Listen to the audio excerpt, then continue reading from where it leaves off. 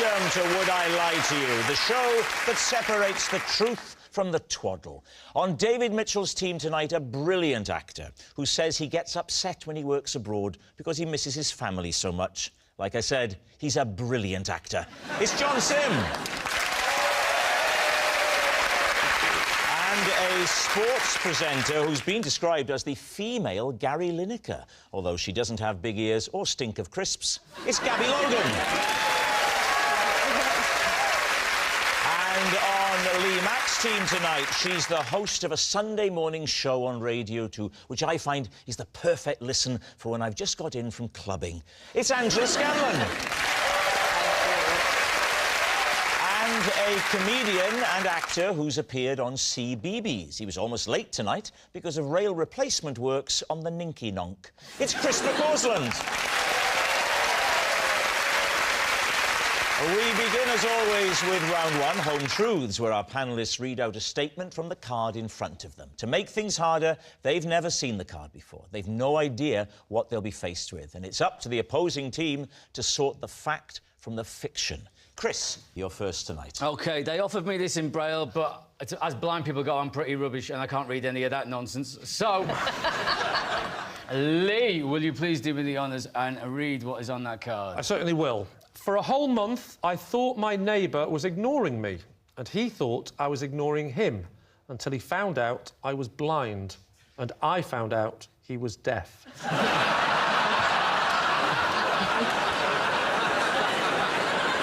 David's team. So, he's your next-door neighbour, is that right? Do you need me to read it again? He's my neighbour, David. Right. There's 3 flats. I live in the middle, and he lives on the bottom. And who lives upstairs? A policeman. And he can't speak.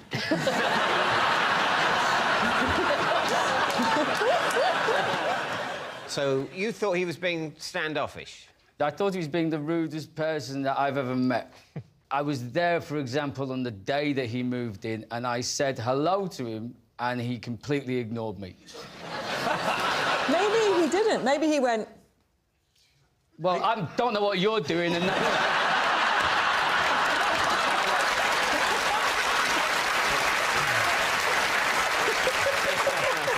Gabby, you have perfectly highlighted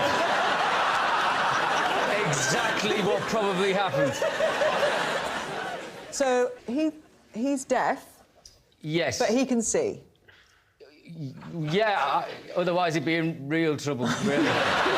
Just because, wouldn't he see you saying hello to him? Over the course of a month, there were separate incidents where we each thought the other was being rude. So, the first time that he was moving in, he was carrying boxes into the house, and I was halfway up the stairs. I shouted hello to him, and he never said anything back to me. And I thought, that's a bit rude, And you knew he was there just through hearing. You heard the sound and you knew, oh, that'll be the new bloke arriving. Contrary to popular belief, deaf people do make a noise.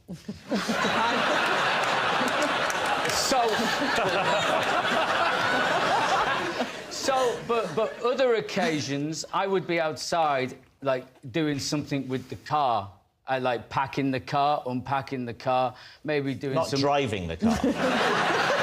No, me wife has to do that for entirely legal reasons, Rob. I reckon I could probably do the motorways if they had them things off the bowling alley down the side.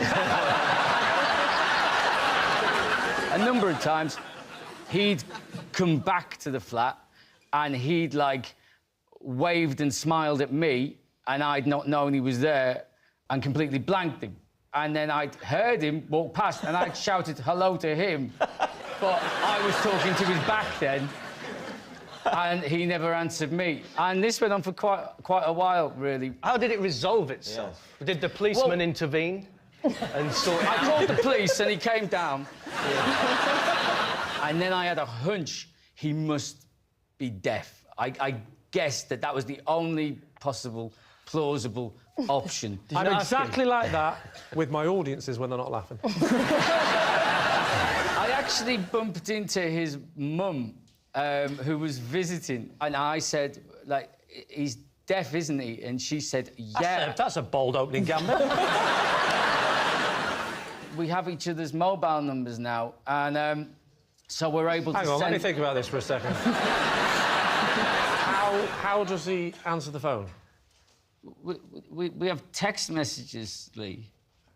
Right, you know the next question, don't you?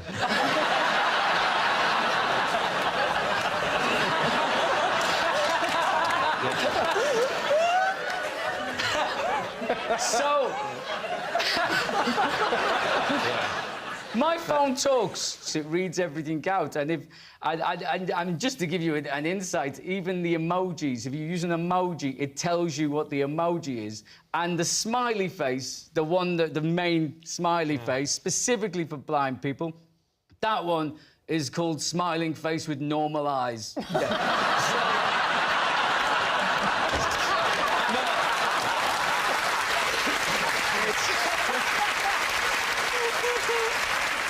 I don't know if I'm expected to use the smiling face with sunglasses, but it turns out as well, which took me by surprise, that he's Australian, which you associated with the accent, don't you? But, like, he's just Australian in his head.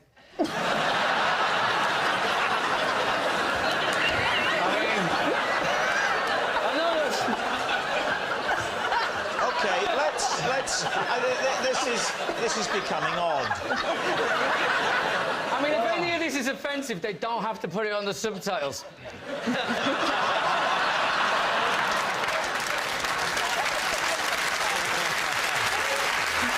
John, what are you thinking? Well, I'm thinking, I don't know, I don't believe it. You think he made that up? What do you think, Gabby? There's lots about it that I don't think is true. I believe it. I believe it, but You believe it, they don't. No, I'm not. I'm not going to overrule my team, no. No, You haven't got the strength of character. I do. I don't feel strong enough about it to overrule. No, I mean, it is plausible, it is plausible. OK, we're going to say true. Right, they're saying it's true. Chris, truth or lie? It is 100% true.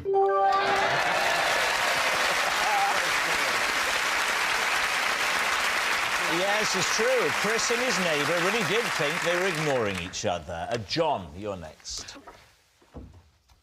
I once stripped naked, then accidentally climbed into bed with my father-in-law. Lucy. Were you drunk? Yes.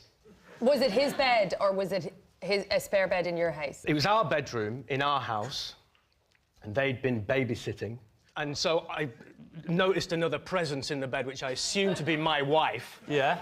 And Well, so lovely thing to say about your wife. Well, Sorry, love, it's just that you look like, you know, your dad. it was dark. It was dark. She'd gone to bed before me, and she said, watching telly, you know... What were you watching, just out of can't interest? I can't remember that. What time was it? 4 o'clock in the morning. 4 o'clock in the morning, probably repeats of this on Dave. So this is your bed. Where were you then? Were on sofas downstairs? No, we were in the spare room. Oh, that's lovely. You've given up your superior bed. Yes. For the in-laws. Yeah. Lee, what do you do when your in-laws come round? I make up a really lovely, lovely bed with lovely silk sheets and a lovely thing and put that in the shed.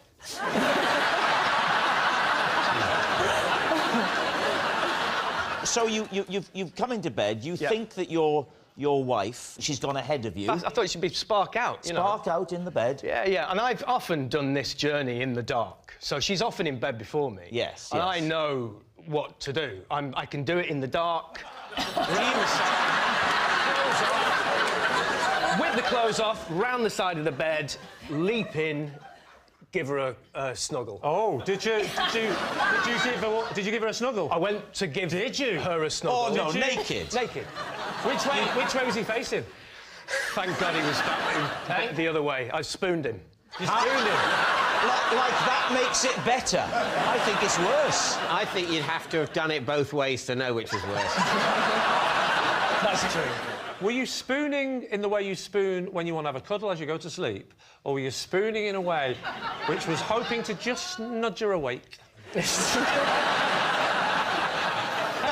luckily... There's a subtle difference between those two. I know that subtle difference. But luckily, I wasn't quite that excited yet. Oh, my word. It's quick, though. I mean, honestly, I whip it back, the thing. I jump in, I go for the spoon. And as I'm sort of approaching the body in the bed, I hear John. And I literally flew out of bed. Ah! And then the lamp went on, and I'm trying to put my underpants back on. Oh, you're completely naked? Yeah. The whole thing. I'm trying to get my twisted, fell over. It was like a comedy. It was ridiculous. Why would you go to the effort of trying to put your underpants on in front of them? Because I was naked. Yeah, I mean, you wouldn't do it in front of them. This is right. Just grab them and leave. That's the sort of strategic decision you make when you're used to doing that. The first time, you can very easily think, I both want to leave and dress myself, and make the mistake of trying to do the two things at once. Yeah. And what happened in terms of the father-in-law? He was very, very lovely about it, and he went, one too many last night? And I went, yeah. And that was it. What are you thinking? Is it striking you as true? That's definitely possible. I believe he has issues with alcohol. I'm going true. You're saying true? Yeah, yeah. OK. I will go with my team and blame them. You say it's true? OK. John, were you telling us the truth, or were you telling us a lie? It is, in fact, sadly, true.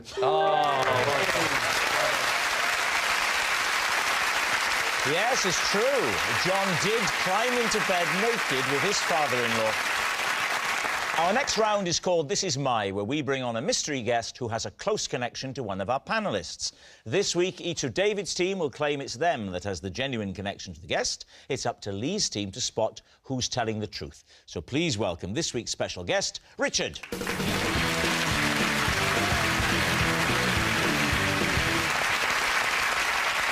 So, John, what is Richard to you?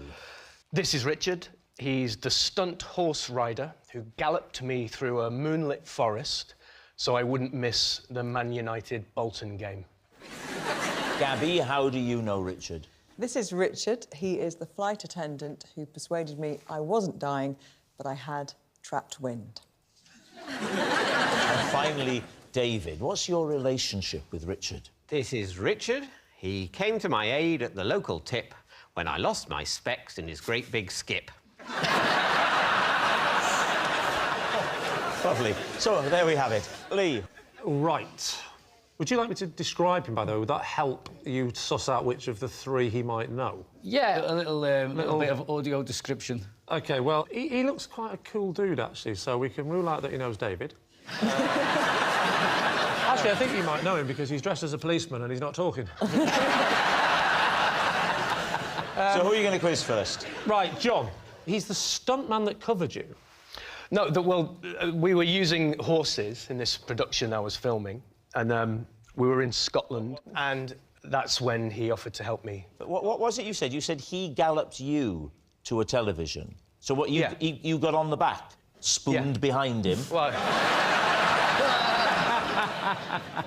I wouldn't say that. I wouldn't say I was spooning him. No, I was just riding on the back of his horse. And you were clothed? Fully clothed. Yeah. And the horse would have been quicker than a car in this instance? In this instance, yes. We talked about it early in the day, and he said, I know exactly where you can watch it. There's a pub over there, and I can definitely get you there for kick-off. And he literally pulled up outside the pub. You jumped off and ran into the pub like a desperate cowboy. Well, no, he came in with me. Oh, he came in with you? And with where the did horse? you put the... Yeah. Tied it up outside. You tied it up outside on the thing? Was this in, like, mid-America in the 1870s? What do you mean you tied... What thing did you tie it to? Well, I didn't see. I just got off the horse, and then he came in. You got where you were going and you went into a bar and you didn't take the horse purely for the joke that would have followed. Am I the only one who doesn't know what the joke would be? The reason why you Why don't... the long face? Yeah, but the reason why you've never heard that joke, Rob, is because it's a bit sensitive with you, isn't it? You sound like you've got quite a little round face. Isn't that lovely? No, thank you very much, Chris. I sound like... It wasn't meant to be a compliment, but... What kind of faces do the rest of us sound Yeah, like that's we quite have? interesting, yeah. Take some time with Lee in particular. Lee, Lee just... He sounds like he looks like a cheeky little monkey who's the only one that knows he's about to fling a poo. That kind of... Please, can I use that on my posters for the next tour? What about David? Oh, David! From voice alone. He sounds like he looks like a Toby jug of a duck.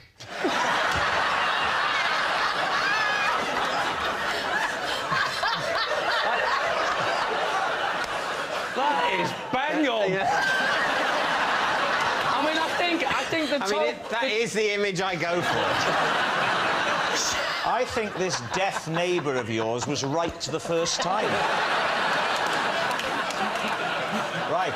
Lee, who would you like to quiz next? OK, Gabby. Just remind us, Gabby, for the benefit this is of the Richard, slower and he members. is the airline steward who persuaded me I wasn't dying.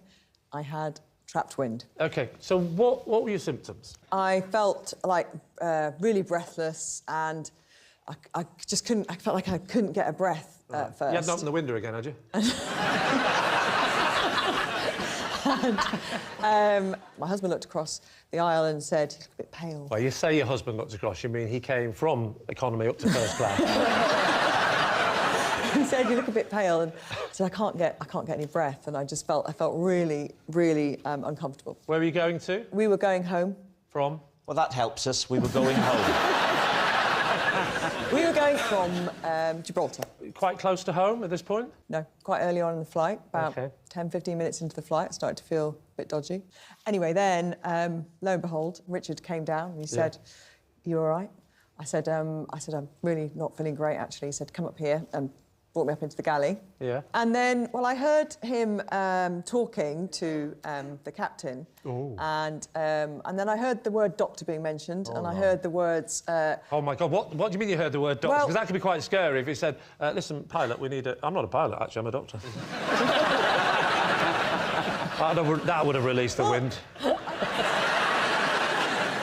I thought I was dying. I thought I'd ruptured my appendix or something like that. And what kind of things did he say to calm you down? I think he said, well, if we do go down in the sea, don't worry, you're full of wind, you'll float for longer. And then Well, at some point... chilled her out. At some point, he kind of knelt down in his very caring way and said, there is a possibility this could be trapped wind, which filled me with horror, because it was just going to all come out at some point, and that's embarrassing. Yeah, but better than dying. So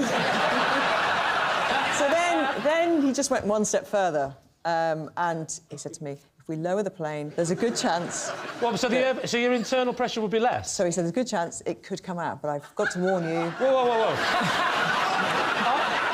Would that work? Does the science add up there that you're more likely to release wind? At this Otherwise, point... by that logic, everyone would be farting on takeoff.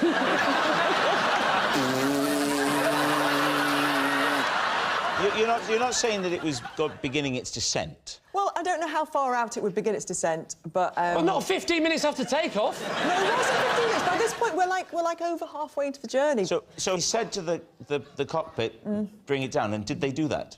Apparently, they did. Quick, bring the plane down, I think she might blow. Yeah. So what happens? They bring it down, and Yeah. what was the effect on you? Well, within a few seconds, minutes maybe, Yes. a tiny little burp came out of my mouth. Of your mouth? Out of your mouth? And I thought, that's it. I'm good. And I walked back to my seat. Did everybody cheer and clap? The truth is, when I say The that... truth is, it didn't happen, Gabby. That's the truth. The truth is, when None of this has ever happened. I don't think you've even ever been to Gibraltar. The only bit of this that I believe is that you fart a lot.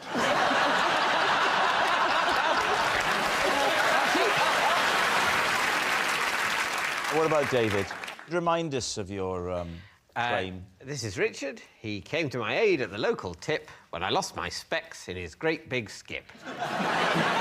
What were you doing at the tip? What were you getting rid of? I was getting... Not another body, David. Not another body, no. I bury them. Cover them in acid. But no, this is 2 CD players and a DVD player. What did you do with them at the tip? I put them in the small electrical goods skip thing. And so what did you do? Did you lean right over to put them further in the middle? I leant right over. Did you place them? Was it a shallow skip? No, it was deep. You had to go up a staircase, like a wheelie set of stairs. Yes. Now, most people throw things in skips by just lobbing them. They don't lean over. And I'm Or trying to go work out... upstairs and then lean over, no? Yeah, the up the stairs thing, I'm not quite... I mean, how tall was this skip? Why didn't you just throw them in? It was about a foot high, but I thought it would be fun to climb a staircase. Take us now to the crux. The losing of the glasses. The losing of the glasses. OK, so I'm throw the things in, the skip, and they make a crashing sound, and I lean in to peer to see what I, in my mightiness, have wrought. My glasses are a bit loose, and... You had quite a sweaty head from all of the effort of lugging the 2 CD players and the DVD the effort player. going up all the stairs thinking, this isn't very practical. What if I was throwing away a dishwasher? And they slid down my sweaty Toby Jug duck feet. I fell into the skip. And fell into the skip. Did you shout for help? I went, excuse me! And then what, Richard appeared? He appears, he goes into the skip. Yeah? I mean, I'd explained in words what had happened. I said, What my did you glasses say? just fell off. They should be directly below here. And did he not say, well, in you go, then? Yeah, why did he think he it didn't was his say in job you go to do then. that? He said, it's all right, I'll go in and get them. And did you ask why? Why he'd go in and get them? Yeah. Why, did I want to talk him out of it?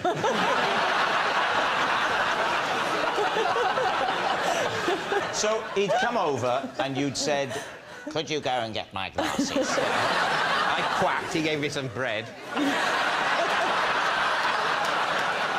I said, actually, that's not good for me, I need seed. Never, ever say that to a stranger at the tip. So, did you get the glasses? Yes. Good. Right, we need an answer. So, Lee's team. Is Richard John's horseback hero, Gabby's steward saviour, or David's rubbish rescuer? Oh, tricky. Really tricky.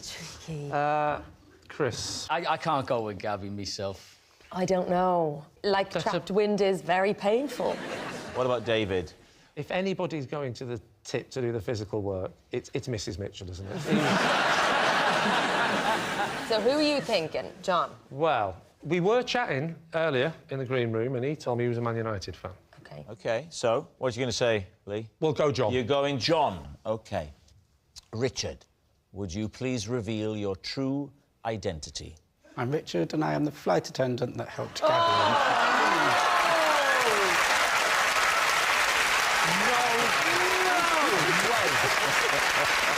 Richard, you're on national television. Did you ask the pilot to lower the plane? We were descending anyway. Yes, Richard is Gabby's steward saviour. Thank you very much, Richard. Which brings us to our final round, quickfire lies, and we start with... It's Angela. I once chatted to an old man because I felt sorry for him, only to find out later he was a global megastar.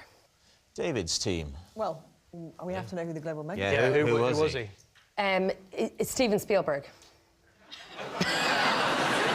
Where did you see Steven Spielberg and take pity on him?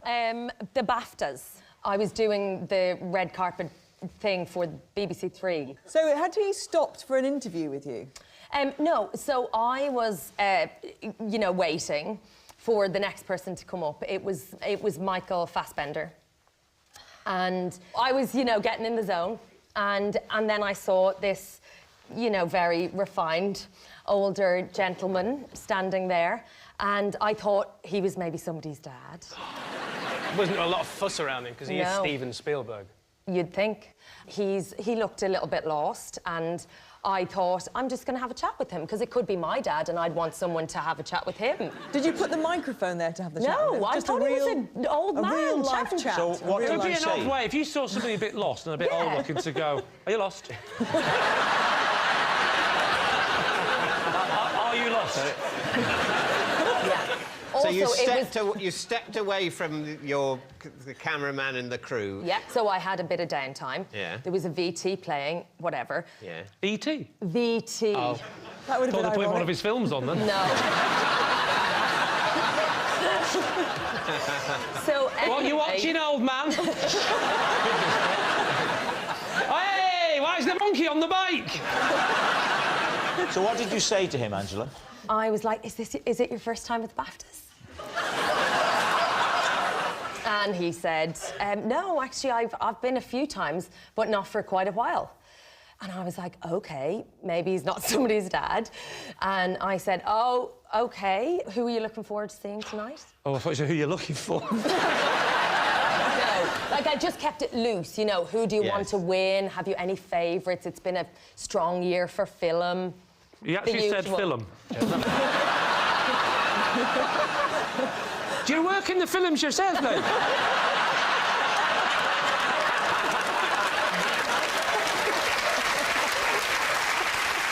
How did it conclude? And then I could feel the cameras coming towards us. And they were like, interview him. Is that the idea? No. Well, as in, I just kept going. Because you saw the cameras? Yeah. So you did start to bring the microphone into Yeah, play. when did the Well, microphone... I was mic'd, so he could be picked up on my microphone. Did you ask him to speak into your chest? No. Similar height. So why did you not think to use the handheld then? Well, it would be a bit awkward if then I'm like, oh, he must be someone, can I have the microphone and keep talking to him? Well, you must have known that he was someone Yeah, obviously, prominent. but I can't ask him. Would be a great last question in the interview. And just to sum up, who are you?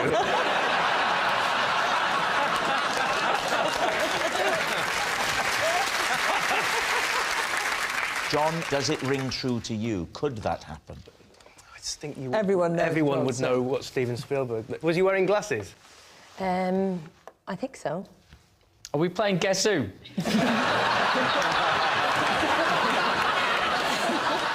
I can't believe that in the whole time you were chatting, nobody went past and said, hey, Steve, how you doing? You know, and that maybe rang a bell. But they thought we were having an interview, I suppose. And But it you would didn't be have a bit rude. microphone or a camera, so why do they think that? You are obsessed with this microphone, Gabby. She is not pitch-side with Dion Dublin. It's not important. So what are you thinking, then? David, what about you? We're going to go lie. You're saying it's a lie. I'm saying it's a lie. Angela, Steven Spielberg on the red carpet. Truth or lie? He's a lovely man.